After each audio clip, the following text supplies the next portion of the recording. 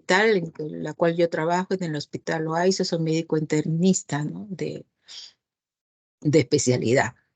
El tema que me toca hablar es bastante complejo y bastante largo. Sin embargo, es parte inicial sobre el examen físico. Así que vamos a tratar de estar atentos y resolver muchas de las preguntas que probablemente tengamos dentro de la clase. Voy a compartir, ¿me escuchan bien? Quisiera saber si me escuchan bien para poder compartir de alguna manera. Sí, se le escucha bien, doctora. Muy bien. Vamos a ver el tema.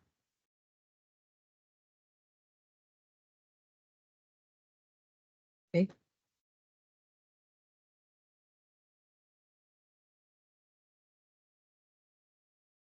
¿Ven las imágenes, por favor?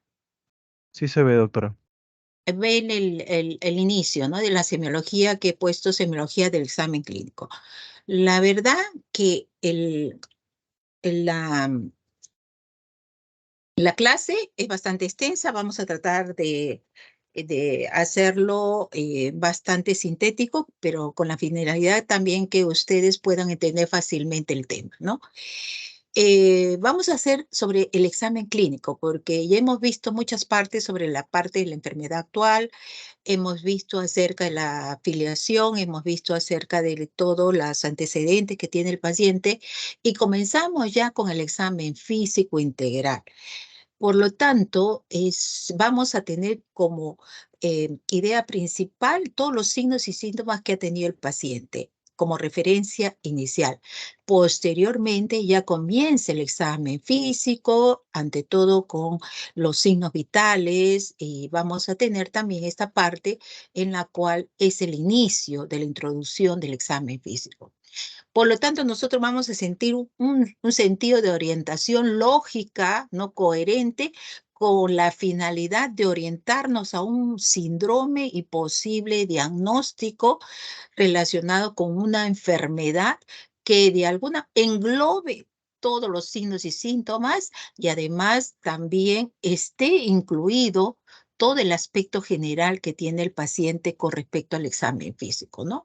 Entonces va a ser una integración, pero en sentido lógico, de toda hallazgos que vamos a encontrar también en el examen clínico, ¿no? Pero ante todo, al inicio, lo primero que nos va a importar y lo que no, más que importar, sino tener como una gran impresión, qué es lo que vemos al inicio, o sea, la ectoscopía, qué es lo que nos llama la atención del paciente, muchas veces sin haber dirigido ni una palabra con respecto a la visualización del paciente. O sea, ¿qué nos impresiona de esta artroscopía? Vamos a tener que también durante esta hora o tal vez un poquito más que nos toca desarrollar el tema es acerca del estado general del paciente. O sea, ¿cómo lo ves al paciente? ¿Cómo es su estado general? ¿Cómo es su estado de hidratación? ¿Qué estado de nutrición se encuentra el paciente? Definir acerca de la actitud y postura que adopta el paciente frente a una situación o su estado general y finalmente ver la importancia de este examen regional en general de todas las regiones y sistemas que vamos a adoptar para llegar al diagnóstico, ¿no? Es una síntesis lo que vamos a tratar sobre este tema. Por favor, yo no sé si van grabando la delegada. Sí, doctora. Sí, doctora, ya se Perfecto, está grabando. No se preocupe. perfecto. Ya está. Entonces, ¿qué es lo que vamos a ver? O sea, ¿qué nos toca de alguna manera al realizar un examen físico? Primero la ectoscopía, pero la verdad que la ectoscopía, muchos de los textos que vamos a revisar acerca de la semiología, vienen a ser inclusive antes de la realización de la afiliación. O sea, ¿qué es lo que vemos de este paciente? ¿Qué nos impresiona de este paciente? Y entre las características que vamos a ver de lectoscopía es la edad aparente de este paciente, la facie, si nos determina alguna facie específica, ¿no? O sea, de su rostro, Si tiene el sexo, el cual representa este paciente, y también el estado general que nos impresiona a primera vista, ¿no? Como por ejemplo el rostro, ¿no? Paciente que podemos decir aparentemente según lo que nosotros observamos, ¿no? Edad aparente de este señor adulto mayor, su estado general de este paciente, lo veo con los ojos semicerrados. Entonces, podría decir en mal estado general, lo veo unos ojos hundidos, unos pómulos sobresalientes, ¿no? Y esto, y su fase y actitud que lo veo, no nos parece en buen estado general, en mal estado general. La edad aparente, pongamos unos 70 años, en mal estado general, varón, ¿no? Y una fase que nos pueda, de alguna manera, bastante adelgazado, ¿no? Entonces, son los que vemos y podemos, de alguna manera, definir algún tipo de enfermedad que pudiera estar asociado con estos rasgos y características, ¿no? Entonces, cuando hablamos de estocopía, por lo tanto, vamos a definir como ecto, fuera, y scopus, observar, observar lo de afuera, o sea, lo que vemos, lo que nos llama la atención, ¿no? Es lo que tú vas a observar en forma global, en las particularidades de este paciente, ¿no? Ya sean morfológicas o dinámicas, o también la actitud que asume este paciente frente simplemente al mirarte, o cómo está, inclusive una visualización, no directamente hacia él, sino en forma indirecta, ¿no? De repente ni nos hemos acercado y yo ya tengo una posición muy clara de lectoscopía de este paciente, ¿no? Muchas veces lectoscopía lo hacemos al inicio del acto de desarrollar la historia clínica, ¿no? Eh, y los datos que van a ser muy pequeños pero concisos es la edad aproximada del paciente, el estado general del paciente, la fase, actitud o postura que nos llama la atención del paciente, ¿no? Por ejemplo, este rostro, ¿alguien me puede definir qué ectoscopía podría tener ese paciente? Es oftalmo. Ya, presenta esos salmos. ¿Qué más? Entonces, según las características que he dicho, el arte y es un arte, porque la verdad, mientras ustedes ven más pacientes, van a definir fases más, de repente las fases más importantes que tenemos en la medicina.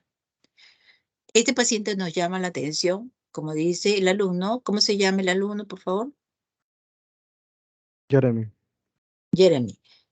Le llama la atención los esostálmicos. Perfecto. ¿Qué más? ¿Otro que puede intervenir? ¿O el mismo Jeremy? ¿Qué edad aproximada, Jeremy, le echas a este paciente?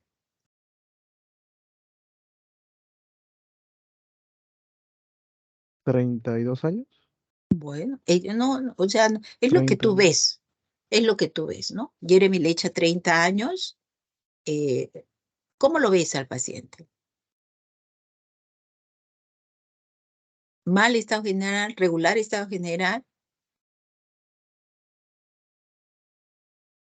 buen estado general, Am, Mal, doctora. mal estado general? ¿Qué más? ¿Y qué fácil le puedes poner?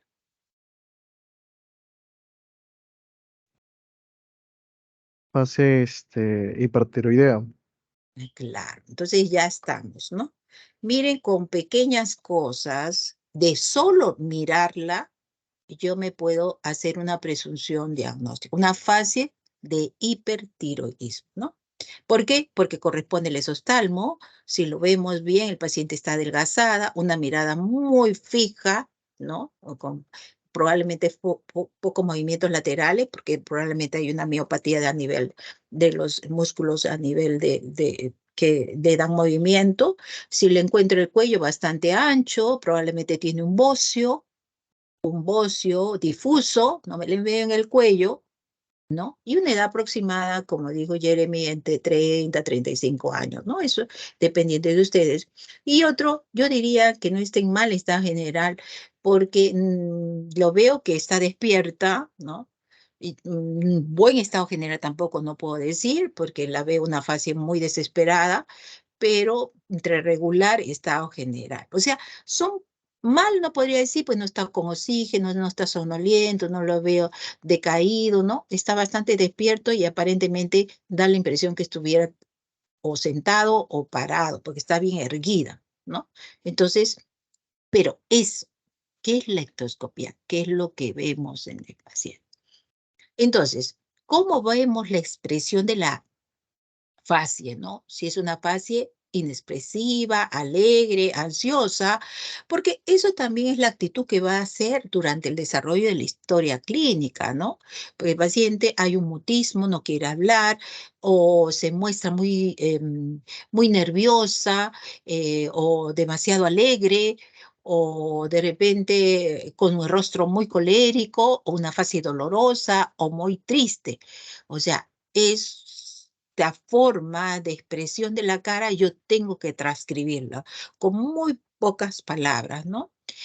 Eh, pero sin embargo puede haber, en la facie puede expresar una determinada enfermedad. Y eso sí es que de alguna manera desde el inicio yo puedo hacer una presunción por qué el paciente viene, ¿no? El paciente de repente es la primera consulta y lo primero que te llama la atención es esa fase. Y por lo tanto el desarrollo de la historia probablemente va a ser mucho más fácil para mí. No, yo desde el inicio no voy a pensar hiperteoría, pero la paciente me va a desarrollar algunos signos muy importantes que están incluidos con el hipertiroidismo, más su fase, más el pulso, más la presencia de la taquicardia, más características de la piel, etcétera, etcétera. Voy sumando en forma lógica la trascendencia en mi diagnóstico, ¿no? Entonces, por eso es la fase muy importante. Sin embargo, en la mayoría de enfermedades no vamos a tener una fase característica, pero sí una fase que corresponde de repente a la presencia del olor, a la presencia de la disnea o a la presencia de repente de un cuadro de deshidratación y que de alguna manera vamos a presumir que si el paciente se encuentra enferma y va a identificar el órgano probable en que se encuentra afectado, ¿no?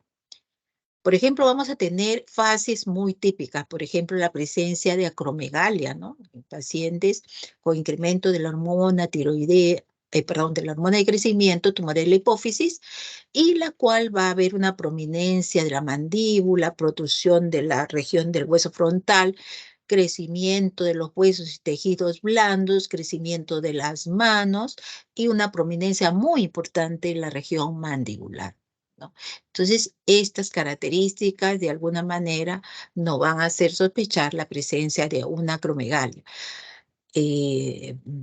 Después del trayecto justamente del desarrollo de la enfermedad, él va a decir que hay cambios importantes en las características de su rostro y lo va a demostrar con fotografías anteriores que tenía. Por lo tanto, esta transformación también tendremos que pedir fotos antiguas para corroborar esos cambios que ha tenido durante el trayecto del tiempo que inicia la enfermedad.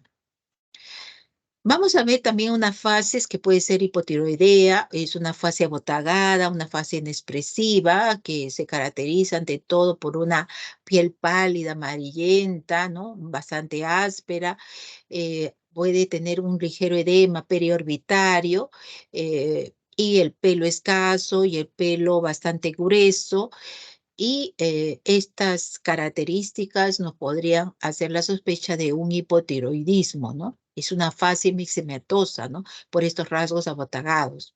O como habíamos visto, la presencia de la retracción del párpado y en la cual genera una protrusión del glóbulo ocular, una eyección conjuntival y una mirada muy fija, brillante, penetrante, ¿no? Caso que es el paciente con una fase hipertiroidea, ¿no? Sin embargo, también hay otras fases que no son simbólicas o puede ser simbólica de muchas enfermedades. Por ejemplo, una fase pálida, una fase anémica, ¿no? Y el paciente va a tener un rostro bastante pálido, ¿no? A nivel no solo de las mucosas, sino a nivel cutánea, y que se hace muy prominente en la región de las mejillas y labios, que en la cual son muy pálidos, ¿no? Bueno, la fase anémica puede ser pues causa de muchas enfermedades, de una neoplasia, hemorragia digestiva, pacientes con trastornos hematológicos, ¿no? Pero justamente la anemia va a ser un motivo por el cual vamos a estudiar ese paciente, ¿no? Otras fases que vamos a tener bastante frecuente también la parálisis facial periférica, ¿no? Como lo vemos ahí, el rostro, imposibilidad de levantar la ceja del lado afectado, eh, dificultad para en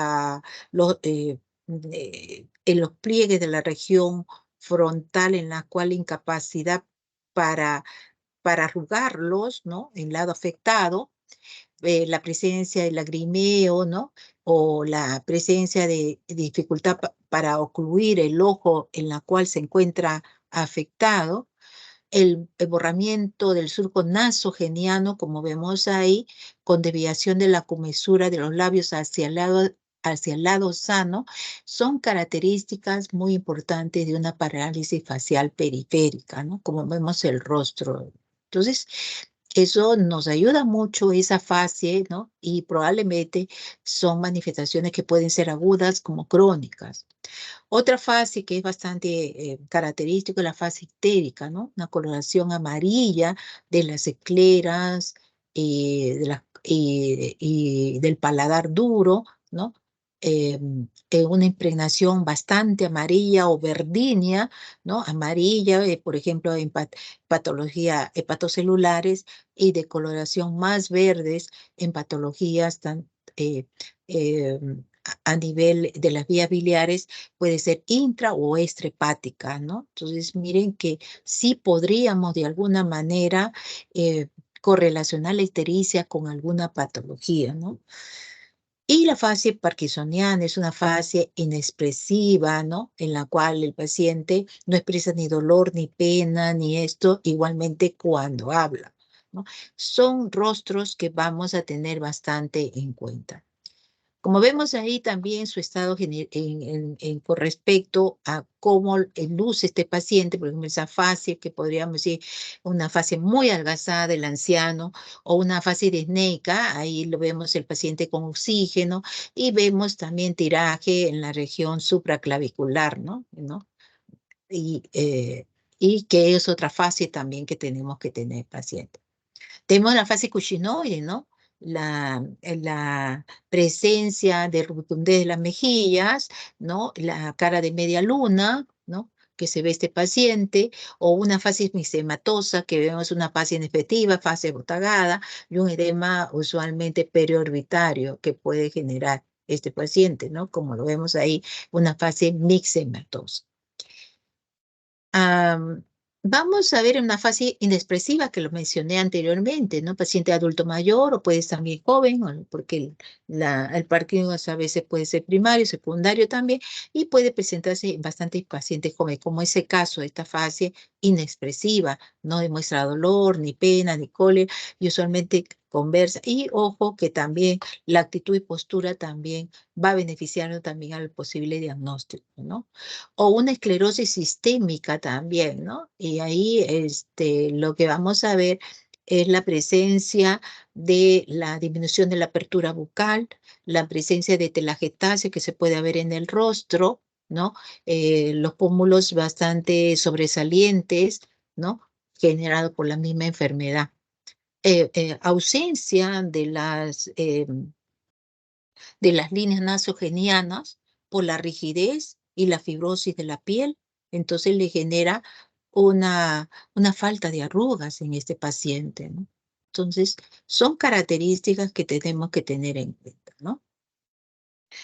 Bueno, y pasamos posteriormente al estado general del paciente, ¿no? En general, vamos a hacer una apreciación muy somera, ¿no? Muy general en la realización de la definición del estado general, ¿no? Porque de alguna manera nos permite definir sobre el tipo de evolución de enfermedad que tiene el paciente, ¿no? Em, en- Nos da el grado de severidad de la enfermedad, ¿no? Por ejemplo, el rostro del anciano y que está bastante con los ojos, los párpados bastante caídos y bastante adelgazados, ¿no? Entonces, ¿qué es lo que observamos? O sea, ¿qué es lo que nos llama la atención y qué podemos decir del paciente? Su estado general no es bueno, ¿no? O sea, no lo veo un paciente que no. Entonces, nos da un grado de qué grado de severidad tiene, ¿no? Pero si viene un paciente caminando, ¿no? A pesar que el rostro lo pueda tener un poco deformado, ventilando bien, entonces yo digo, pues no está mal, está en regular estado general, pero le veo algunos signos que sí me llaman la atención. Pero, por ejemplo, veo un paciente bastante disneico, cianótico, paciente con los ojos hundidos, con somnoliento, yo voy a decir definitivamente al observar que es un mal estado general, ¿no? O sea, por el grado de severidad de que al observarlo me da una idea, una orientación, ¿no? Esto se hace al inicio del examen físico, ¿no? Entonces, lo podríamos asumir como se encuentre el paciente en una visión general, ¿no? Entonces, vamos a generar esta apreciación del estado general según cómo camina, ¿no? Cómo es la actitud o postura que adopta el paciente, cómo es esa fase, cuál es el estado de conciencia, cómo está la piel y faneras. Esto nos podría ayudar también el tejido celular subcutáneo, la cantidad, ¿no? O el estado nutricional, ¿no? Entonces, si yo veo a un paciente caquéxico, adelgazado, con pómulo sobresaliente, con ojos hundidos, somnoliento y que no puede caminar, está postrado, definitivamente yo voy a decir en mal estado general, ¿no? Si el paciente de alguna manera sí podría ser ictérico, pero lo veo comiendo, lo veo sentado de cúbito que se moviliza tranquilamente hacia la región de los sanitarios y no es dependiente, entonces yo voy a decir que es regular. Nunca voy a decir en buen estado general, porque este paciente, lógicamente, le veo signos que de alguna manera indican de un estado de enfermedad. Este paciente está ahí en el hospital o ha venido a consulta porque no se siente bien, ¿no? Entonces, todos estos datos de la apreciación del enfermo nos va a ayudar para definir si está en buen estado general, regular estado general o en mal estado general. Es una apreciación muy rápida, ¿no? En la cual vamos a definir. Pero también vamos a definir el estado de conciencia y el estado psíquico del paciente. ¿Bien? ¿No? Y sí vamos a evaluar el estado mental, que definitivamente es parte del estado físico. Entonces, vamos a evaluar este estado de conciencia, ¿ya? O sea, cómo el paciente percibe él, ¿no? A través de las funciones exteriores, cómo es su estado de conciencia, si está despierto, si está en alerta, ¿no? El paciente está desarrollando todas sus actividades, ¿no? Cómo si está consciente, ¿no? O si está nubilado con algo de somnolienta, si solo responde a los estímulos dolorosos o está en coma, que no responde ni a los estímulos dolorosos. Con esos niveles de conciencia, yo también tengo que hacer una evaluación de su estado de conciencia en general.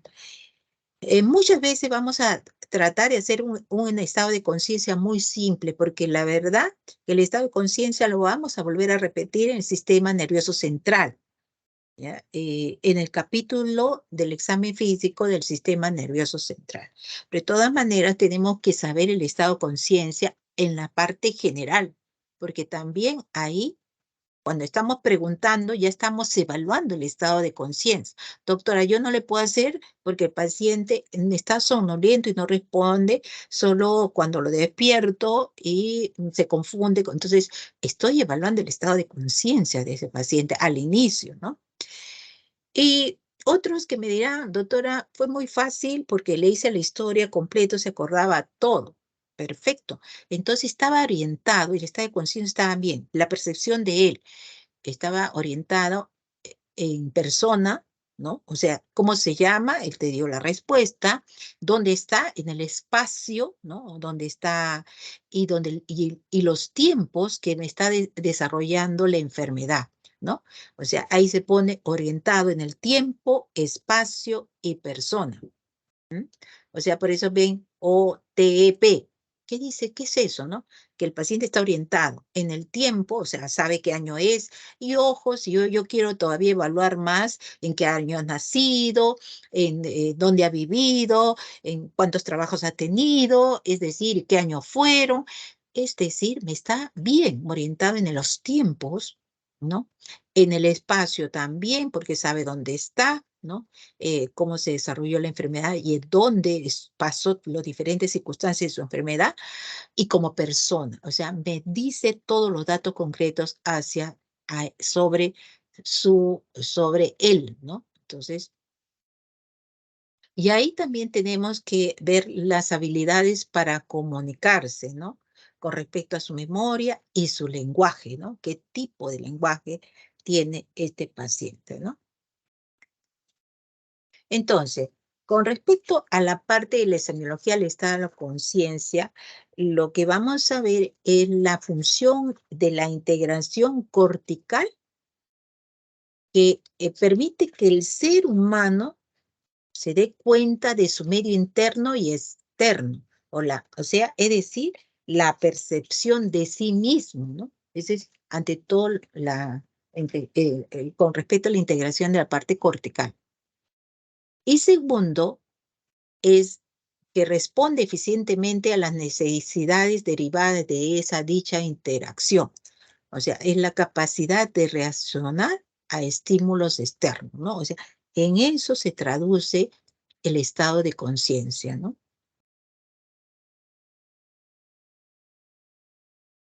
Entonces, cuando vamos a evaluar el estado de conciencia, vamos a tener que ver cuál es el contenido, o sea, la integración de las funciones mentales superiores, ¿no?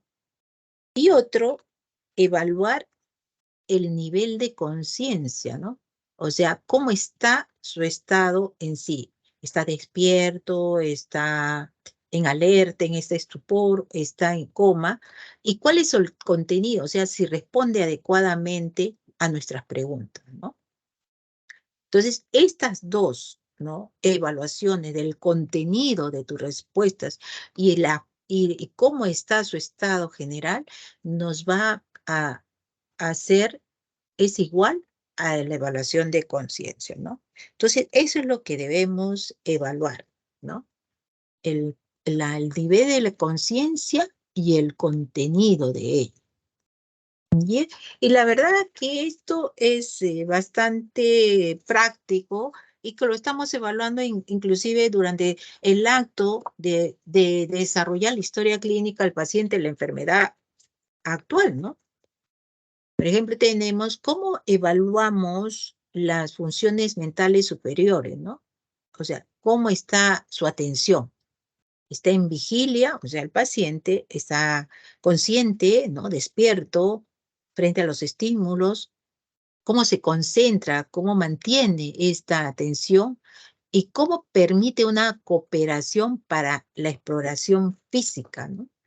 ¿No? Esto es parte fundamental, ¿no? Porque usualmente la mayoría de pacientes sí está, la mayoría, ¿no? Por excepto los pacientes neurológicos o los pacientes que están en muy mal estado general, usualmente no conservan este grado de atención, pero la mayoría de pacientes que no están en estado de estupor o coma va a mantener todas estas capacidades, ¿no? Otra cosa es el estado de ánimo, ¿no? El paciente puede estar despierto, pero se muestra un lenguaje o una forma de expresión bastante desanimada, porque está deprimido. Y eso también influye, ¿no? En esa forma de respuesta, ¿no? Es muy conciso, no quiere hablar, pero está en vigilia. Si no, su estado de ánimo está deprimido o muy angustiado o muy irritable o muy molesto o exageradamente alegre también, ¿no? Que o puede estar de repente ya pasó lo peor y con ustedes ya demuestra una etapa de alegría de haber superado este proceso, ¿no? Su estado de ánimo. La mayoría de pacientes están muy ansiosos, o sea, pensando qué va a pasar más allá de resolverle la enfermedad que tiene, si se controla o no va a ser controlado, si es una enfermedad de repente proliferativa, una neoplasia, entonces está muy angustiado en realidad con la enfermedad que tiene de fondo. Aunque puede tener de fondo un paciente realmente viene por muchas manifestaciones clínicas exageradas y lo que el paciente tiene es un estado de ansioso y eso es lo que ha determinado venir a la consulta, ¿no? Las funciones mentales superiores también se puede evaluar mediante la memoria, que probablemente lo vamos a desarrollar también en etapa de neurología, ¿no? Por ejemplo, la memoria inmediata, ¿no? En la cual ustedes le van a hacer repetición de los dígitos sin secuencia lógica o de alguna manera recordar 5 dígitos que ustedes le han dicho, ¿no? Y esto lo hacen en forma inmediata. O explorar la memoria reciente, ¿no? Recordar hechos, horas previas, o mencionarle algunas palabras no relacionadas y más adelante pedirle nuevamente qué palabras le mencionó. O la remota, recordar hechos que tienen varios años anteriores, ¿no? Como hechos de la infancia, o recordar algunos personajes determinados en alguna fecha, ¿no? Presidente de la República en determinado año. Entonces, eso es la exploración de la función remota, ¿no? Como les digo, usualmente este tipo de funciones mentales superiores lo vamos a desarrollar más en la parte neurológica, pero es para que vean que integración, cómo se realiza esta exploración de las funciones mentales superiores. Cálculos aritméticos, sumas, restas, la interpretación de refranes para ver el juicio y abstracción, y el grado de orientación, que es lo más simple que vamos a utilizar, como les dije anteriormente, el tiempo, el espacio y la persona, ¿no? Tiempo en el mes, en el año, ¿no? En que estamos, el lugar donde estamos y la persona, cómo se llama. Cuando hacemos este tipo de orientación en forma tan simple, usualmente, casi siempre, y es correcta, siempre hemos hecho una historia adecuada, ¿no? Porque es muy consciente el paciente de la enfermedad y está en un estado bastante vigil, ¿no? Y consciente. Pero las emociones vitales también se tiene que explorar el lenguaje, cómo es el lenguaje, eh, el- la coherencia, cómo es el contenido, si hay alucinaciones, ¿no? Porque puede ser parte del lenguaje también algunas características que, que tenemos que ver que de alguna manera no corroboran con lo real, ¿no? Y si hay comprensión de algunas preguntas, si no las comprende, y si logra leer adecuadamente y escribir también adecuadamente, porque puede tener algunas alteraciones de escritura ahí. Bueno, entonces, estos son los grados de alteración, ante todo de conciencia, que sí tenemos que tener en cuenta, ¿no? Una sin grado de alteración del estado de vigilia. El paciente normal, o sea, está lúcido, dentado, en tiempo, espacio y persona, responde muy bien al interrogatorio, ¿no? Es un estado adecuado de vigilia. Pero puede venir también por un estado confuso, ¿no? Hay una en la cual hay cierta torpeza intelectual, no hay coherencia de sus ideas y tal vez no hay buenos datos de apreciación de sensaciones, ¿no? Entonces no te puedes de alguna manera desarrollar una buena historia clínica porque está confuso, ¿no? No puede, entonces ahí tengo que hacer una historia mixta con el familiar. El estado de confusión, no me logro de alguna manera realizar una buena historia clínica. ¿No? Entonces, los estados de vigilia, ¿no? O sea, cuando están alterados, las alteraciones del estado de vigilia puede ser obnubilación, delirio, estupor y un estado de coma, ¿no? Y eso sí lo puedo poner en el estado general. El paciente está confuso, ¿no? Pues ectoscopía, todo está tenemos que hacer en forma resumida las características, pero posteriormente yo tengo que estar, ¿cómo es el estado de conciencia? Se encuentra un nubilado, está un estado de obnubilación o confusión, un estado de delirio, un estado de estupor o un estado de coma. Delirio.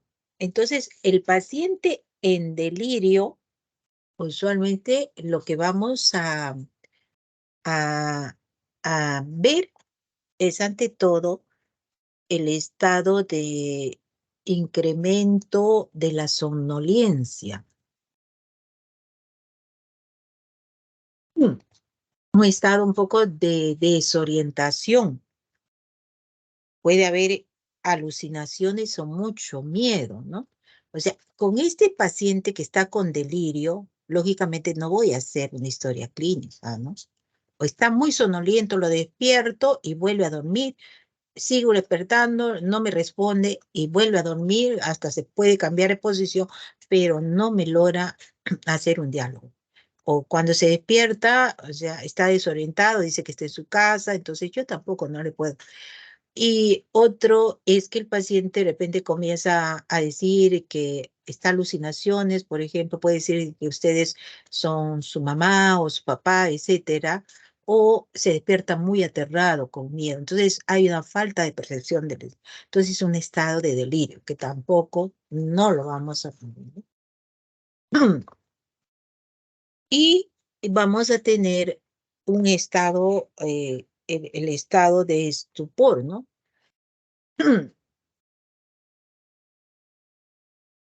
En la cual es un estado de alteración del estado de conciencia, que el paciente ya está semi-inconsciente, no reacciona a estímulos ambientales o verbales o físicos, ¿no?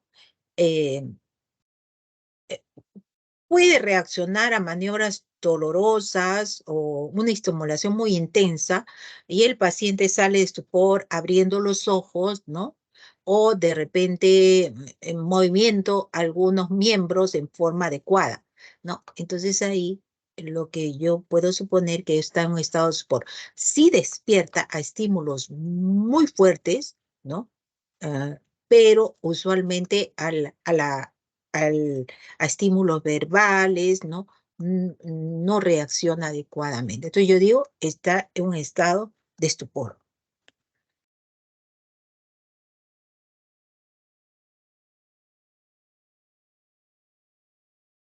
Y el estado de coma, ¿no? Ahí ya hay una, perdón, ¿me escucha? Sí, doctora. Es ya Sí, la escucho, doctor.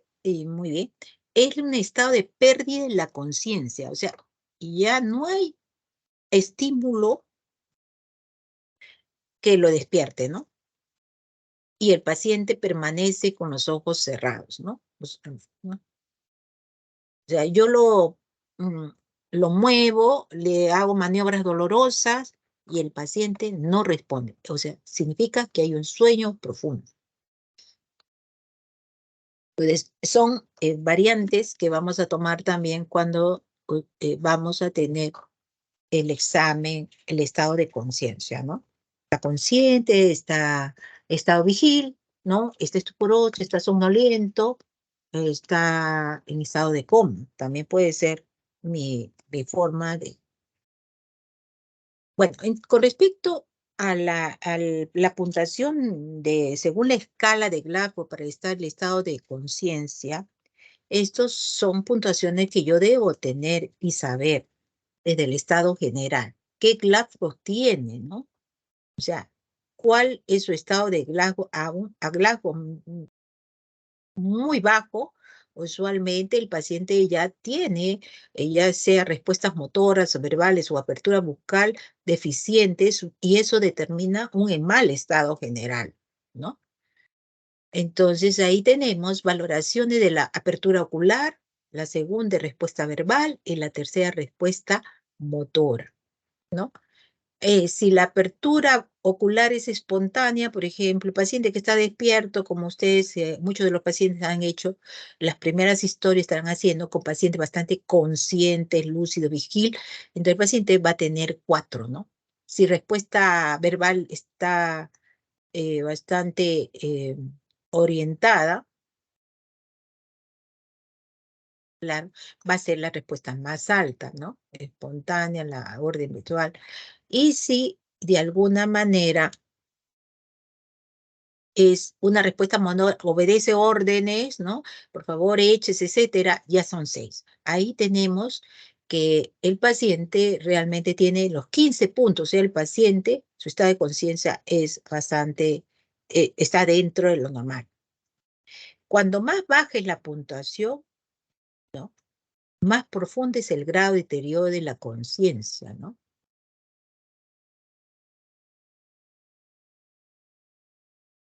Por ejemplo, si el paciente no hay apertura bucal, perdón, ocular, ausente 1. Si la respuesta verbal es inapropiada o ausente, 1, miren, ¿ya? O sea, por ejemplo, el paciente que está en estado de coma.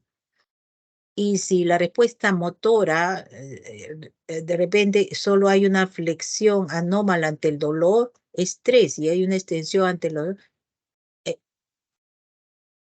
hay una descerebración. Entonces, el paciente realmente tiene un promedio de 4 puntos o 3 puntos. Significa que su estado de conciencia está muy deteriorado. Y esto le da un valor muy importante para el estado general del paciente, ¿no? El estado de conciencia. Entonces, es muy importante, ¿no? De alguna manera, ver el estado de Glasgow que se encuentra el paciente. Y eso lo pueden realizar en sus pacientes, ¿no? Aunque la mayoría probablemente va a salir con 15, ¿no? Casi todo, ¿no?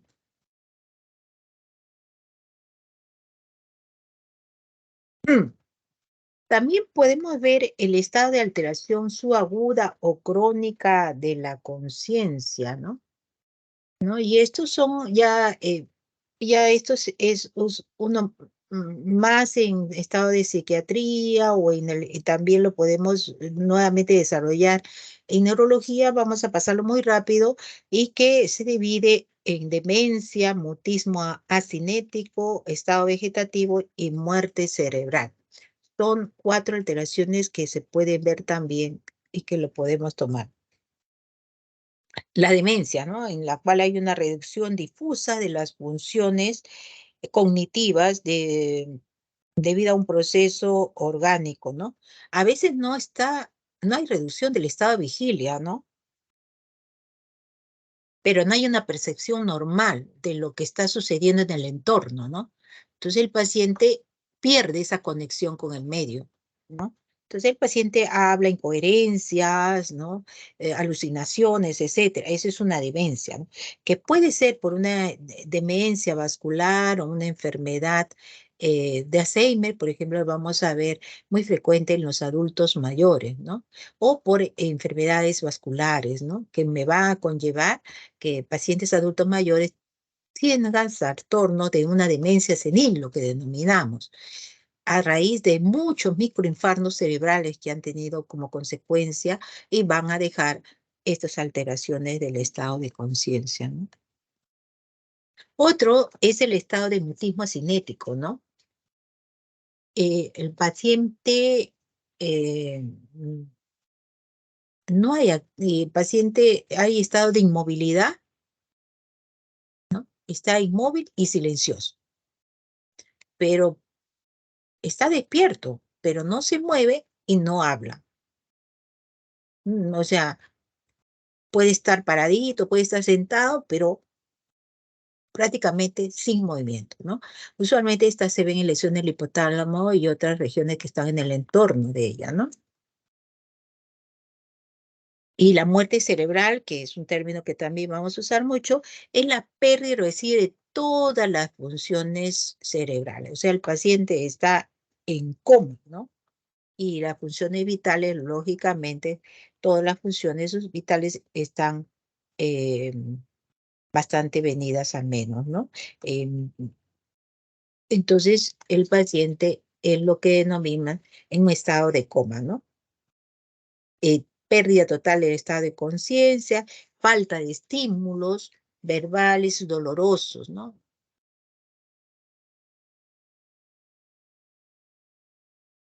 Bueno, vamos a pasar acerca del estado de hidratación. ¿Cómo es importante en la evaluación del estado de hidratación? Bueno, todos sabemos que el agua es elemento fundamental de la vida.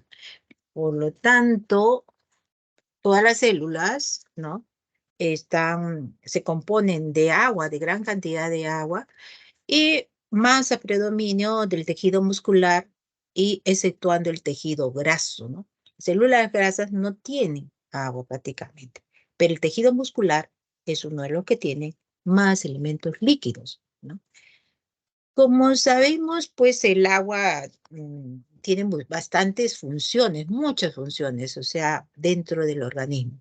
Transporta nutrientes a las células del cuerpo e igualmente va a retirar los residuos, ¿no?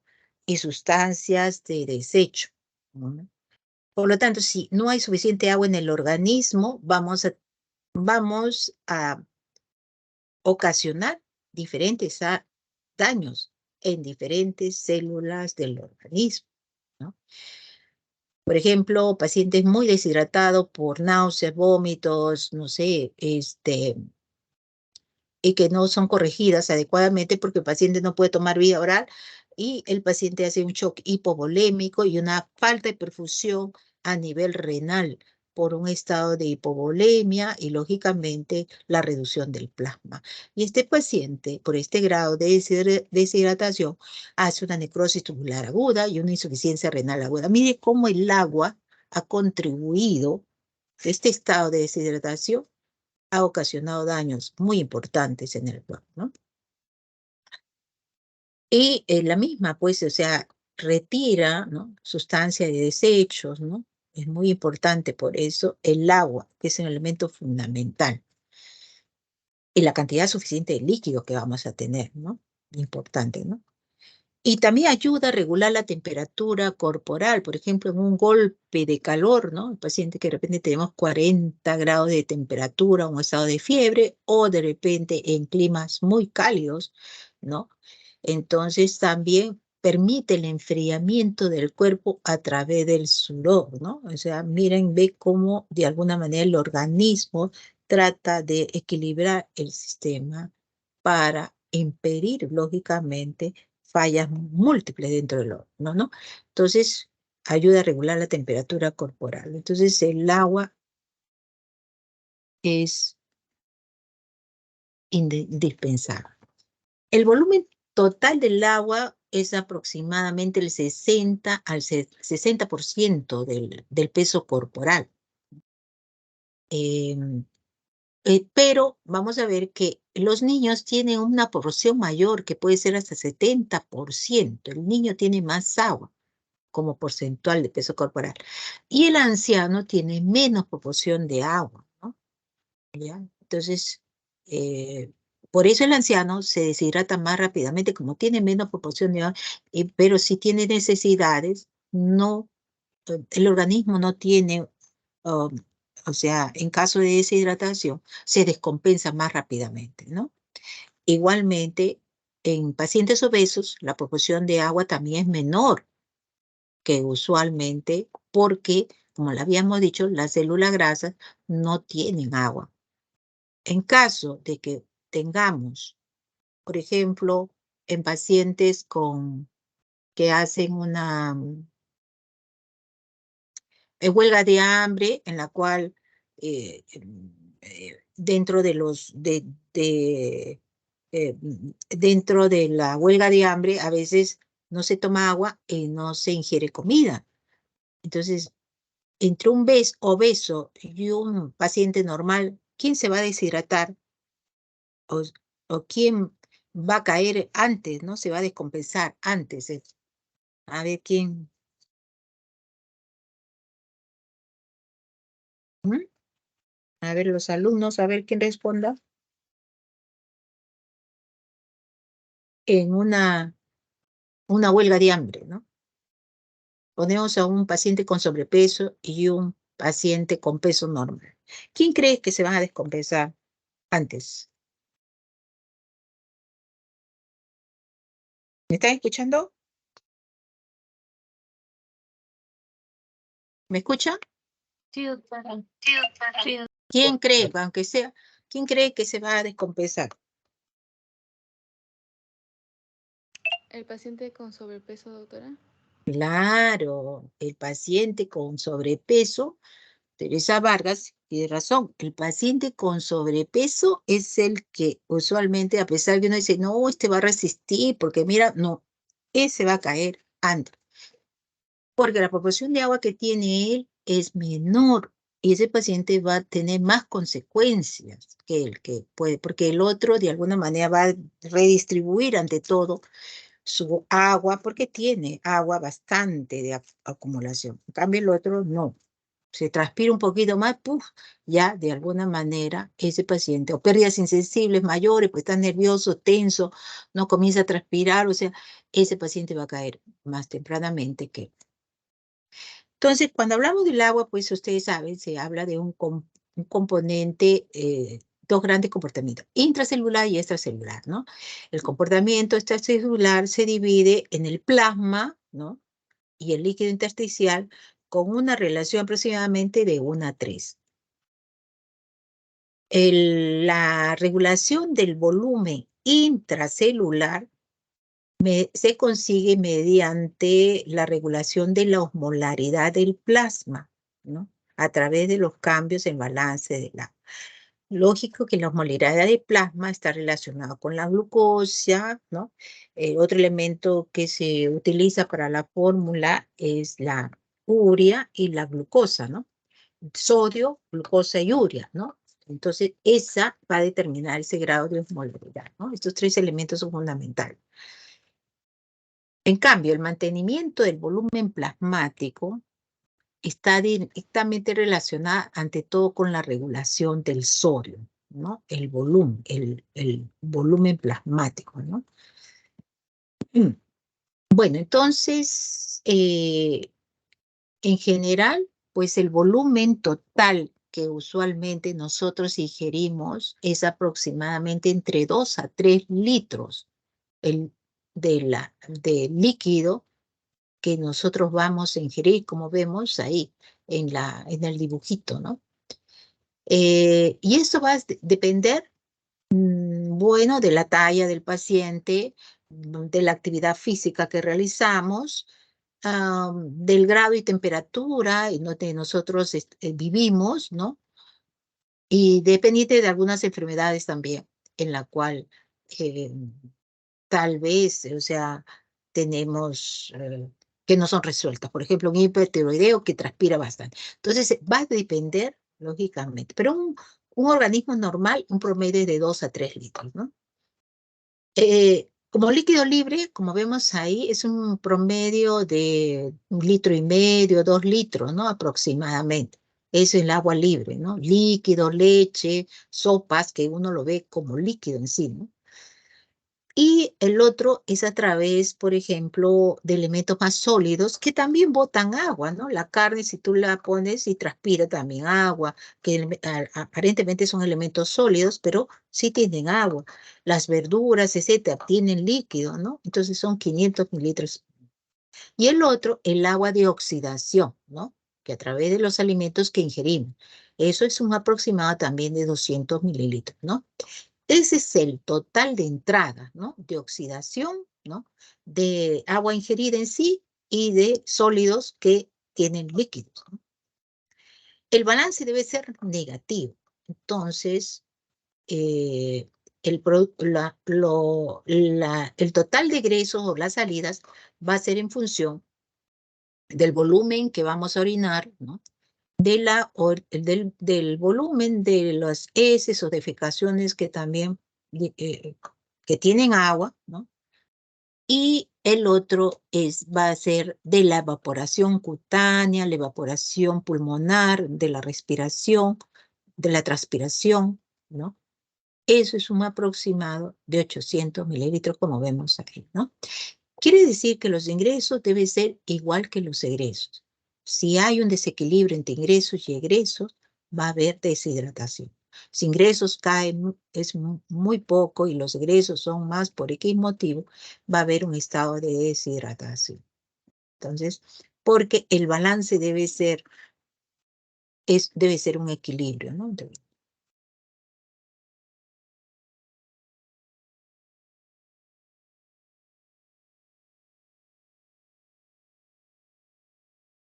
¿Ven, por favor?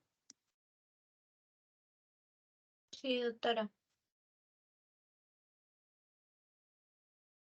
Bueno, en forma fisiológica, el agua también, en pacientes menores de edad hay mayor proporción de agua, ¿no? Como ya habíamos dicho, y en ancianos es menor la proporción de agua, ¿no?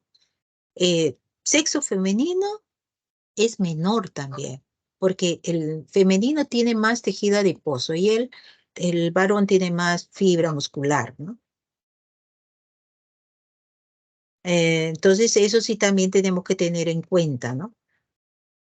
Y otros factores que las fuerzas osmóticas en general son los determinantes en esta distribución del agua, ¿no? En el cuerpo, ¿no?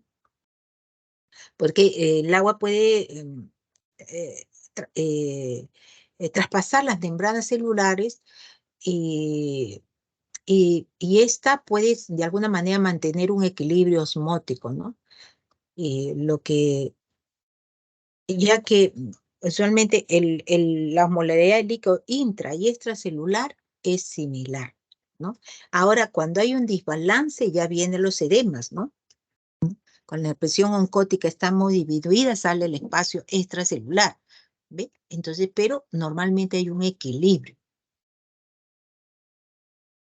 Entonces, el plasma igualmente intercambia sustancias con el líquido intersticial, porque hay a través de estos poros de membranas capilares, ¿no?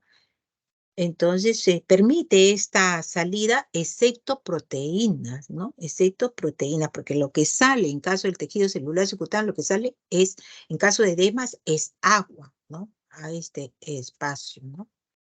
Entonces, y esto va a depender del equilibrio osmótico que tengamos nosotros también. Entonces, ahí, por ejemplo, estas características vamos a ver en el balance del agua, ¿no?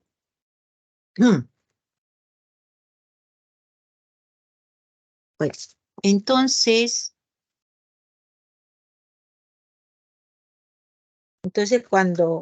eh, cuando se hidratan las células es un proceso fisiológico, ¿no? Y esto es importante, ¿no? Porque tenemos que el balance hídrico es el equilibrio entre las entradas y salidas, ¿no? Es la, es la regulación entre entrada y salida, ¿no? Que usualmente es un balance cero, ¿no? El equilibrio. Y como sabemos ya, pues las pérdidas pueden estar relacionadas por el riñón, pérdidas insensibles de la actividad física y, y es fundamental, pues, el estado de hidratación. Pongamos, un paciente que tiene una diabetes mellitus descompensada, entonces el paciente tiene poliuria, poliricia, polifagia, etcétera, pérdida de peso, y la glucosa al elevarse eh, por arriba de 180 miligramos en la sangre, aumenta el dientén para ser filtrado a través de la orina la glucosa. Pero la glucosa es un diurético osmótico y jala líquido. Por lo tanto, el paciente tiene poliuria. Ahí viene el detalle. Entonces va a venir un desequilibrio en que el paciente va a perder mucha orina. Pero como hay una regulación muy importante dentro del organismo, la célula también tiene sed y por lo tanto va a generar, al haber una reducción de líquidos, va a generar también la necesidad de consumir más agua, ¿no? Por lo tanto, va a tener polidipsia, primero poliuria, va a generar la polidipsia, ¿no? Pero a pesar de todo, no se regula mientras la glucosa no esté en niveles normales. Y el paciente, a pesar de que ingiere grandes cantidades de líquido, va a venir muy deshidratado, ¿no? Entonces ahí definitivamente, probablemente el balance es negativo, ¿no? Estado de hidratación no es bueno. Pacientes que de repente con náuseas y vómitos y no tolera vía, el balance es negativo, orina muy poco, o sea, los ingresos no, cero casi, porque no quiere comer, y sí, el paciente logra orinar un poquito, pero va a disminuir el volumen también urinario, su concentración también, ¿no? Pero la célula está muy deshidratada, ¿no? Ya va a alterar el medio interno, ¿no? Entonces, y uno tiene que medir todo eso para ver el grado de deshidratación que tiene, ¿no? Cuánto está ingiriendo y cuánto es la salida. Y el paciente, por ejemplo, un cuadro de diarrea aguda, ¿no? De repente el volumen total que elimina es por la diarrea, una diarrea infecciosa, aproximadamente son 10 o 12 cámaras al día, con un aproximado de 300 centímetros cada vez, más de 3 litros, y el paciente no puede ingerir líquidos porque tiene náuseas y vómitos. O sea, y tal vez al día tomó 500 centímetros. Hay un balance negativo, ¿no? O sea, el paciente está deshidratable. Entonces, todo eso se tiene que sumar. Y uno tiene que ingerir, depende de las necesidades, ¿no? Si transpira mucho, tengo que tomar líquido, más líquido, ¿no? Si tengo una actividad física bastante importante, ¿no? O sea, un trabajo en la cual me demanda mucho esfuerzo, tengo que tomar más líquido. Entonces, eso también tienen que nos ayudar, ¿no?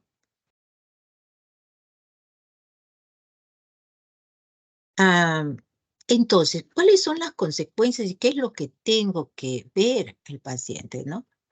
Eh, lo que se va a perder es peso, ¿no? Fíjense que no es que yo he ganado, uno puede perder peso considerable en un estado de deshidratación y no es pérdida de tejido graso, sino ante todo porque las células deshidratadas de alguna manera pueden inclusive 2 o 3 kilos, pero por un estado de deshidratación, ¿no? Entonces se lo ve con una pérdida ponderal de peso, ¿no? Otras consecuencias, ¿no? De una inadecuada hidratación es el estreñimiento, ¿no? El paciente dice, yo paro estreñido, pero tenemos que ver si de repente la ingesta de líquido es suficiente como para ablandar las heces o como de alguna manera que las heces sean más blandas, ¿no? Porque el paciente no ingiere líquido. Aumenta el riesgo de caída o estado de somnoliente en el adulto mayor, ¿no? Si no tiene una buena hidratación, por ejemplo, en Europa hace como unos 10 años hubo cientos de muertes de adultos mayores en una época de verano que era por arriba de 40 grados centígrados Y a estos adultos en etapa de vacaciones lo habían dejado solos, generando que las necesidades del adulto eran mayores, pero como los adultos mayores requieren, son muy demandantes, y lo habían dejado solo, el paciente entra en somnolienta y después no se paró y se murió, ¿no? Entonces encontraron muchos ancianos muertos frente a esa ola de calor. Fíjese, por deshidratación, ¿no? Entonces puede haber el riesgo de insuficiencia renal, edema cerebral, manifestaciones nerviosas, cambios del rendimiento cognitivo, psicológico, la memoria también se puede alterar, ¿no? Gran dificultad de concentración por un estado de no buena hidratación, ¿no? Pero sin embargo, hay mecanismos que regulan el estado de, que regulan hay una regulación del sistema, ¿no? Que por ejemplo, el mecanismo de la C, ¿no? Que se activa, ¿no? Al detectarse un incremento de la concentración de sales o de osmolaridad, ¿no? Y se concentra, ¿no? Hay mayor concentración, entonces estimula la secreción de hormona antidiurética y por lo tanto a nivel va a generar la presencia de mayor favorecimiento de la absorción de agua, ¿no? Y impedir la eliminación, ¿no? Entonces, de alguna manera, estos mecanismos se pueden regular al inicio, pero posteriormente ya no hay forma de regularlos, ¿no?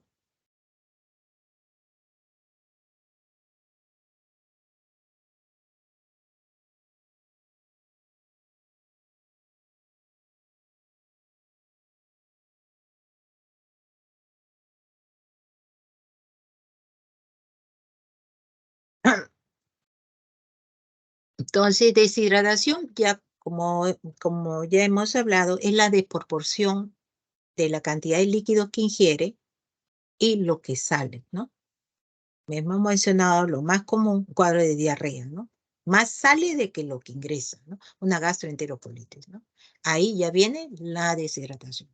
O puede ser que un paciente con un SEA de estómago, un síndrome pilórico, que ya no quiere comer o ingerir alimentos porque vomita, ¿no? Este paciente termina deshidratado, ¿no? Puede ser la pérdida de abundantes líquidos, pero también pérdida de sales, ¿no? Electrolitos, ¿no? Hay diferentes variedades para ver qué tipo de deshidratación es. Hay tres tipos de deshidratación. Una deshidratación hipertónica, cuando se pierde proporcionalmente más agua que sales, ¿no? O sea, y se considera una deshidratación hipertónica. O sea, hay concentración de sal, ¿no? Pero agua no hay, ¿no? Entonces, estos pacientes tienen una sintomatología, de repente, procesos de hiperirritabilidad, excitabilidad, ¿no? O sea, es un tipo de forma de presentación. Puede ser una deshidratación hipotónica, cuando las pérdidas de sales es mayor que el agua, ¿no? O sea, hay pérdidas mayores de, de, de sales que la del agua, ¿no? Eso se llama hipotónica. Isotónica cuando las dos se pierden en forma similar, ¿no? Y tenemos también el signo de pinzamiento que se puede tener los pacientes, ¿no?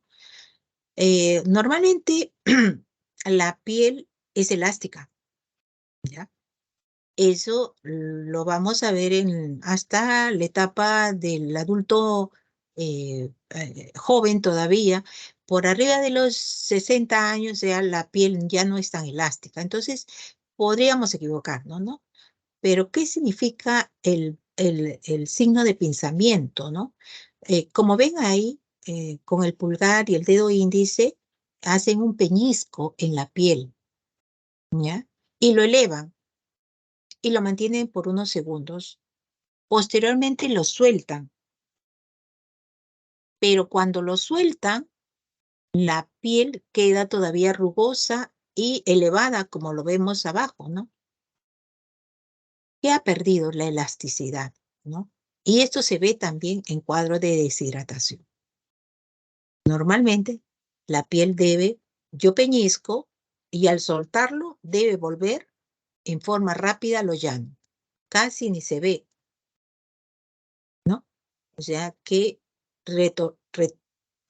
retorna a una piel normal. Sin embargo, cuando se queda todavía y demora para que esta elevación se vaya a una piel lisa, demora. Eso se dice el signo de pliegue positivo.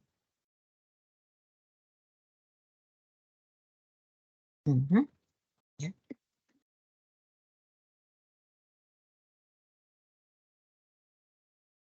Una de las características también que tenemos que preguntar al paciente si quiero saber que está deshidratado es que la orina se concentra más, ¿no? Puede haber oscurecerse, ¿no? Porque usualmente hay mayor concentración, hay menos agua y, y usualmente los materiales de desecho están concentrados en poca cantidad de líquido. Por lo tanto, cambia una coloración un poquito más oscura, ¿no?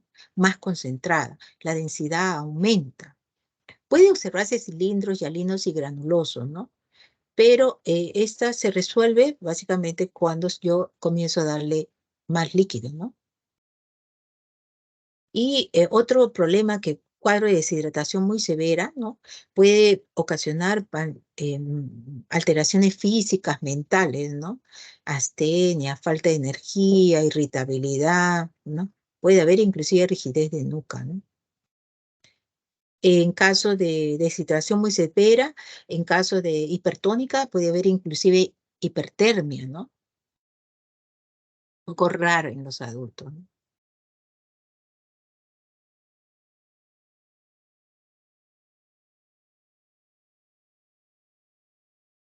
Entonces, como vemos, se pierde más agua, hay mayor hemoconcentración. Por lo tanto, el hematocrito puede incrementarse, inclusive en pacientes con anemia. Oh, sorpresa, el hematocrito sale normal, pero el paciente, ¿por qué sale normal, no? Porque la concentración de plasma es menor, y tú sabes que el plasma tiene agua. Y por lo tanto, si el paciente tenía 10 de hemoglobina, de repente, por un cuadro de deshidratación, yo le hago un hematocrito, ¿no? Como que tenía 30 y tantos, y de repente llega a lo normal, 40, porque está hemoconcentrado, ¿no? Entonces, podría verse inclusive eso, ¿no? Por la hemoconcentración. Ah, entonces, sí habría que, de alguna manera, eh, eh, de hacerle pruebas de laboratorio, de electrolitos, para ver también la cantidad de sodio, si es una deshidratación hipertónica, ¿no? O si es hipotónica, ¿no? Entonces, esto es muy importante, el dosaje de electrolitos también. Entonces, como vemos, en la deshidratación hipertónica se puede ver, ¿no? Por gran ingestión de cloruro de sodio, ¿no? Paciente que le gusta ingerir mucha sal, pongamos, por X motivo, ¿no? Entonces, estos pacientes, esta gran cantidad de sal, ¿no? Podría ser un factor de una deshidratación hipertónica, o de repente hay una disminución a nivel renal de sodio, ¿no? Por ejemplo, insuficiencia renal, o algunas intoxicaciones por algunos medicamentos, o en los cardíacos, que hay también retención de sodio. Estos me pueden producir una deshidratación hipertónica, y las características que pudiera tener estos pacientes son una piel seca, ¿no? Lengua seca, confusión, delirio, coma. El hipertónica tiene más manifestaciones neurológicas y puede tener hipertermia central, como les dije, ¿no? Entonces, esa es una forma de deshidratación intracelular ante todos los pacientes con insuficiencia renal.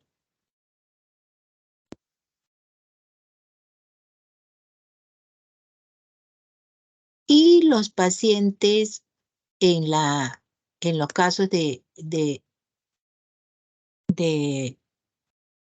perdón, de hipotónica,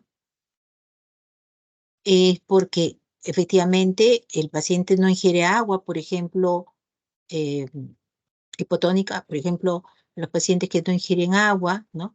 En los pacientes indebidos, que no ingieren, hay pérdidas mayores y sensibles y no tienen, ¿no? Pérdida de sodio, ¿no? Que hay, ¿no? Y estos pacientes igual pueden tener cefalea, confusión, fatiga muscular, bradicardia, oliguria, ¿no? Y algunas manifestaciones también renales, ¿no? Entonces, tenemos estas dos características importantes. También podemos subdividir, ¿no? Según el grado, ¿no? De la forma clínica que va a poder tener el paciente, ¿no? Este es un resumen, ¿no?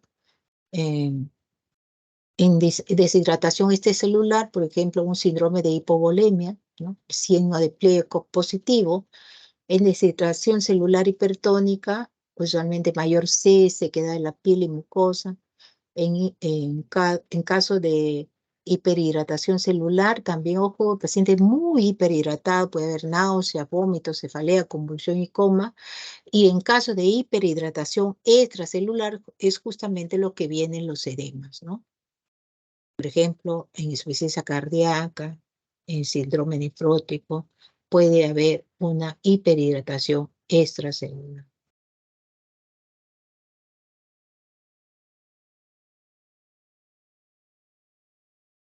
Bueno, vamos a ver también qué es lo que vamos a resumir lo que es la actitud y la postura, ¿no? Que son parte también del examen físico. Entonces, ¿qué significa esta actitud, no? Y postura que vamos a tener en cuenta en los pacientes, ¿no? ¿Cómo mantiene, o sea, en forma armónica los distintos segmentos del cuerpo, de la columna, ¿no? O la actitud que asume ese paciente, ¿no? Al caminar, al echarse, ¿no? Que adopta en forma libremente, ¿no? O sea, no es que está obligado, porque el cuerpo de alguna manera se inclina para mejorar el dolor, para evitar el dolor, ¿no? Entonces, es la postura que el paciente adopta en forma libremente, ¿no? Y en algunos tiene un valor semiológico bastante importante. Por ejemplo, tenemos postura o actitud de un parkinsoniano, ¿no? Cómo camina, ¿no? Inclinado ligeramente hacia adelante, rígido, un poco encorvado, y el paciente con pasos muy pequeños, ¿no? Las extremidades superiores muy adosado a los flancos, ¿no? Y un temblor grueso, ¿no? ¿Cómo es esa actitud de ese paciente? ¿Cómo lo vemos al caminar? ¿Cómo es la armonía que hay? O el paciente adopta una posición que puede ser, mejora de repente o alivia la molestia que tiene. Paciente posición ortoneica, semisentado, ¿no? Paciente, por ejemplo, que tiene por insuficiencia cardíaca, ¿no? Porque no puede mantener acostado y el paciente ha adoptado esa postura porque es la que se siente mejor, ¿no? Porque tiene mucha disnea, ¿no? Entonces, eso es lo que también tenemos que observar. ¿Qué actitud o postura? Posición maometana, por ejemplo, también va a tomar esa postura porque le alivia las molestias. De repente es una paciente con una cardiopatía, ¿no? Valvular, y que de alguna manera adopta ese tipo de postura, ¿no? Entonces, eh, tenemos que mirarlo, ¿no? O la posición antálgica que va a mantener este paciente. Pero normalmente nosotros vamos a ver cómo se encuentran dentro de su, eh, o sea, recostados en la cama, ¿no? Cómo adopta el paciente acostado, ¿no? Puede ser pasiva, ¿no? O sea que el paciente se encuentra echado completamente, ¿no? Pasivo, o sea, que no se mueve, ¿no? O activo, ¿no? Que puede ser en forma dorsal, ¿no? Pero se encuentra activo, ustedes lo encuentran en movimiento, pero se encuentra en forma dorsal o ventral, ¿no? O en forma lateral. Entonces, eso es lo que yo tengo que poner en la historia clínica, ¿no? Se encuentra en forma activa y de cúbito dorsal, ¿no? En forma indiferente, ¿no? Porque el paciente puede variar, ¿no? A voluntad de él, ¿no? O el paciente adopta una zona preferencial, de repente está activo, pero de posición ortopnéica, ¿no? Entonces, porque esa posición la adoptó porque se siente aliviado de la disnea, ¿no? O obligado, porque de repente tiene una luxación o eh, eh, o de repente, no sé, tiene una fractura que le ha hecho que se coloque de una forma determinada para evitar los movimientos exagerados. Entonces es obligada, ¿no? Entonces, eso es lo que yo tengo que es, transcribir, ¿no? En mi historia clínica, ¿no? Entonces puede ser una forma erguida normal, en forma cómoda, o puede ser forzado porque tiene alguna limitación, o de cúbito activo, dorsal, o puede ser ortonea, ¿no? Puede ser pasiva, puede ser lateral, ¿no? O sea, y ahí de alguna manera ustedes coloquen, ¿no? En la historia clínica lo que ven del paciente, cómo es la forma que de alguna manera, qué actitud o postura adoptar. Y vamos a ver también el estado de nutrición del paciente, ¿no? Bueno, muy importante también es ver, evaluar el estado de nutrición. Pero para eso, además que lo que vemos, ¿no? Que si está en buen, mal estado, lo que vamos a ver también es el peso, ¿no? Y para eso usamos una balanza, ¿no? Esta balanza, ¿no? Con la que vemos ahí es la que usualmente se utiliza, es la más fidedigna, ¿no? Y de preferencia con una balanza fija, ¿no? Si queremos controlar el peso en forma periódica, ¿no? Con ropa interior, ¿no? Ahí está con bastante ropa, ¿no? Pero lo ideal sería con una ropa muy ligera, en ayuna, luego de evacuación del recto y la vejiga, ¿no? Y de preferencia en ayuna, ¿no? Ese es el peso que se debe tomar. Lógicamente, otra medida que tenemos que saber también es la medida para saber el índice de masa corporal, ¿no? Entonces igual la medida se hace sin zapatos, descalzos, en posición recta, ¿no? Y hasta la región de la nuca, en la unión de ambos parietales, y se hace una línea recta, ¿no? Entonces eso se mide la talla. Son dos datos importantes que nos va lo tenemos que usar para ver el índice de masa corporal, ¿no?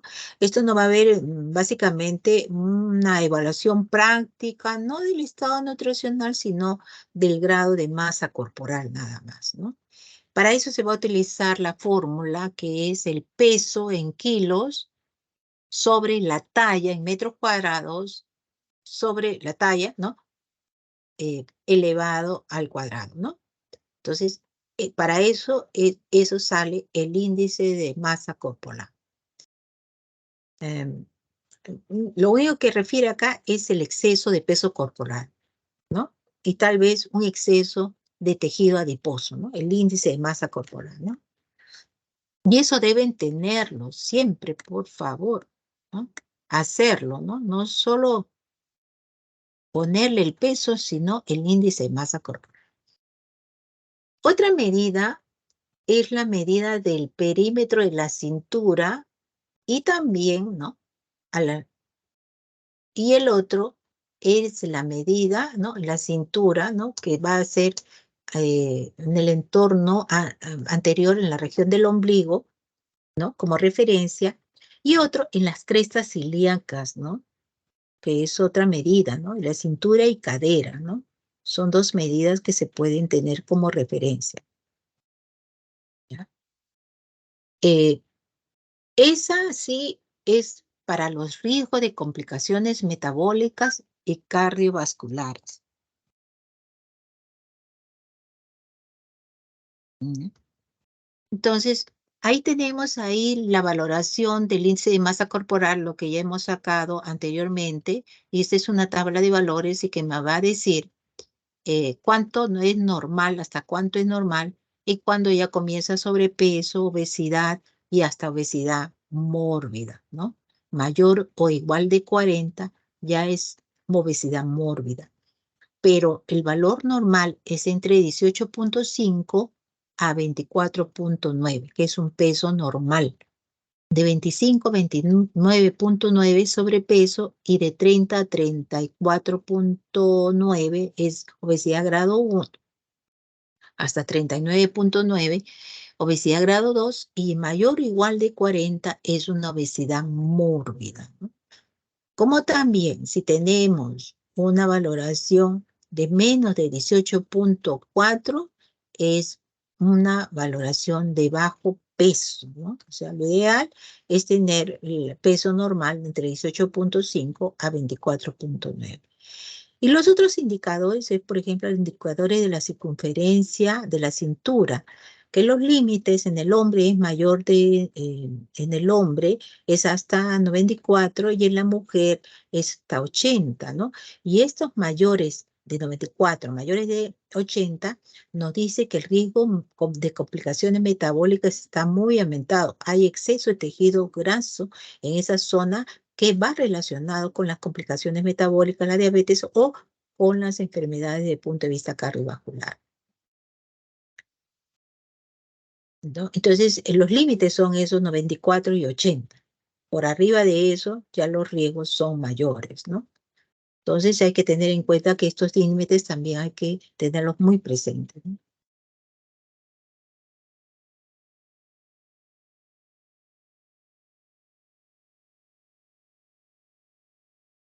Bien. Entonces, bueno, y el otro índice muy importante, que ahí sí es el componente ante todo de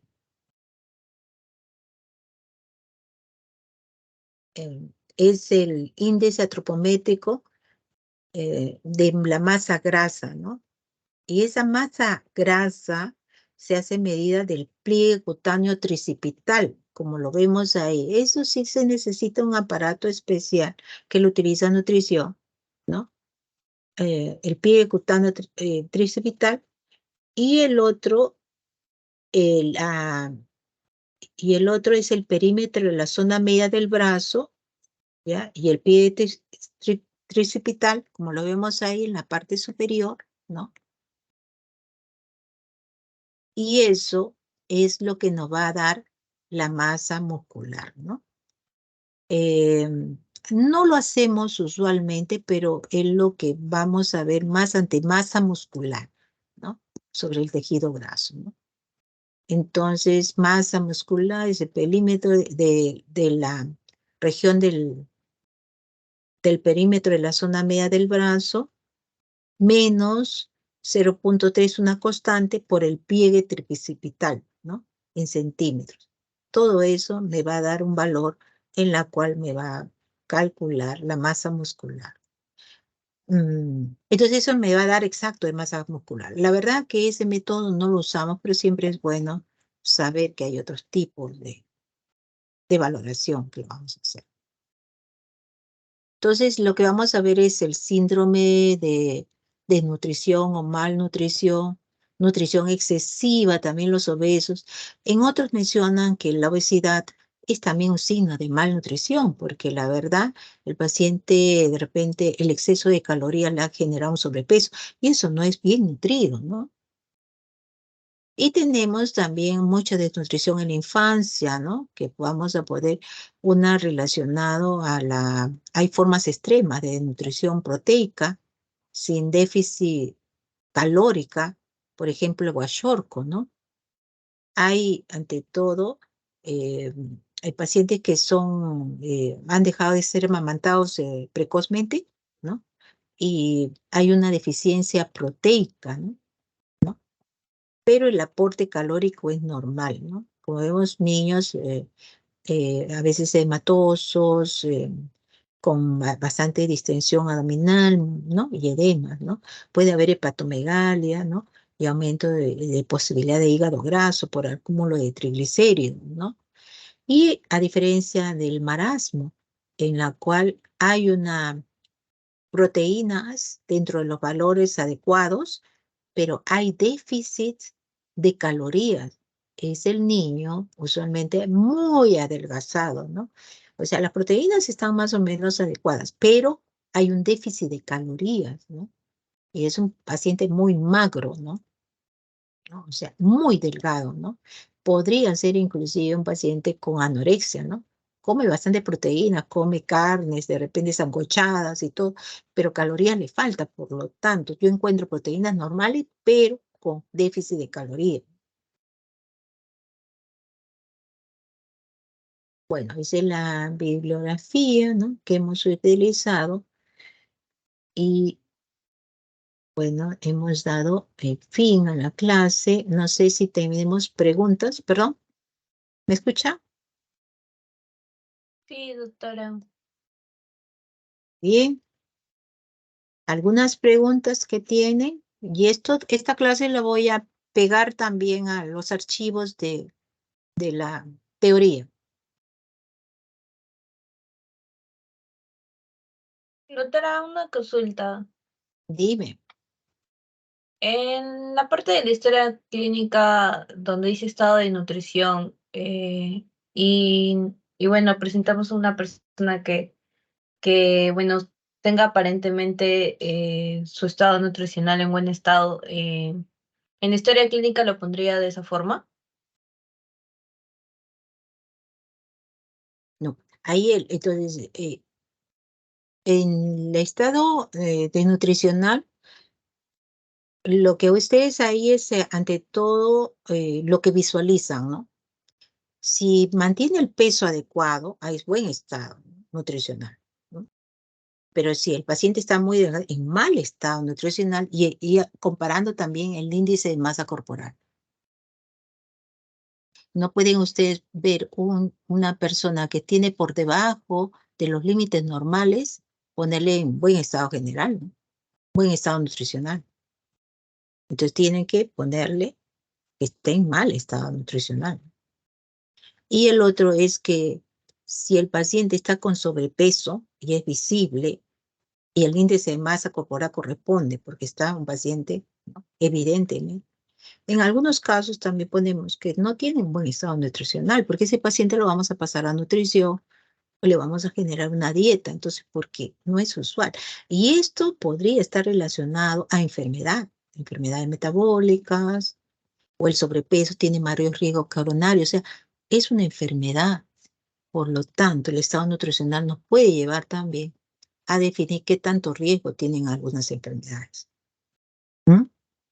O sea, la obesidad es una enfermedad, pero la baja de peso está dentro de una serie de enfermedades, ¿ya? Entonces no se puede poner.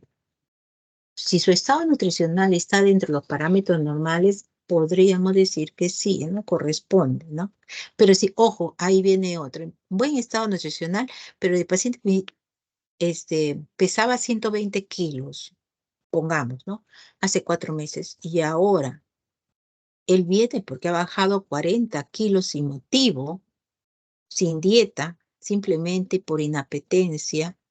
Esa pérdida brusca de peso en forma, no brusca, sino en forma progresiva, también ese es indicio de enfermedad. Yo puedo poner que el paciente todavía está con sobrepeso, pero hay datos anteriores que me están diciendo, no voy a poner buen estado de nutrición, porque el paciente ya me bajó 40 kilos sin motivo, ¿no? O sea, va a lucir algunas evidencias por ahí que yo puedo inducir, por ejemplo, Paciente, a pesar de que ha bajado 40 kilos sin motivo, tiene astenia, decaimiento, etcétera, una serie de paciente bastante demacrado, pálido, porque por ahí va a salir otro signo, ¿no? Porque usualmente lo determina esa enfermedad, ¿no? Porque es una pérdida que hay que estudiarla, ¿no? ¿Mm? Entonces uno ahí solo pone su valoración, ¿no? Pacientes con sobrepeso, paciente, ¿no? No podemos poner en buen estado de nutrición también, ¿no? O sea, es un poco relativo, ¿no? Pero más se limita a su índice de masa corporal. En eso se van a ayudar mucho, ¿no?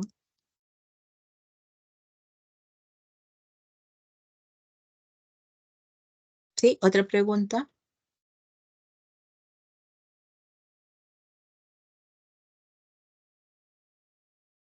Doctora, y en la parte donde es, por ejemplo, el estado de conciencia, puedo ponerlo de la escala de Glasgow. Claro, pero ahí también sí, lo tienes que poner, ¿no? Porque rápidamente o simplemente pones Glasgow de 15, ¿no? Glasgow de 8, Glasgow de 9. Ya todo el mundo sabe que es el Glasgow, ¿no? Pero lo otro es que también tienes que poner estado de conciencia lúcido, ¿no? O estado de vigilia, orientado en tiempo, espacio y persona, ¿no? Esa exploración ya lo has hecho, pero al hacer la historia clínica, usualmente casi si lo has hecho, o sea, directa, entonces prácticamente si el paciente está lúcido, consciente, ¿no? Ya lo exploraste al hacer las preguntas y todo, ¿no? Entonces ahí sí pones muy simple, ¿no? Paciente lúcido, orientado en tiempo, pero con muy irritable, ¿no? Porque sí estaba lúcido, pero se irritaba fácilmente a las preguntas, estaba molesto, alguna característica del aspecto psicológico también. O con tendencia a llorar, por ejemplo, deprimido, ¿no?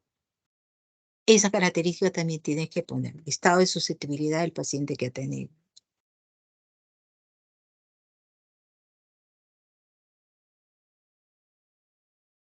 ¿Preguntas?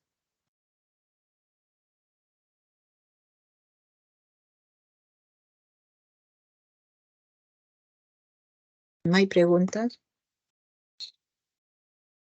Muy bien. Bueno, buenas noches, chicas. Cuídense y estudien mucho. Muchas gracias.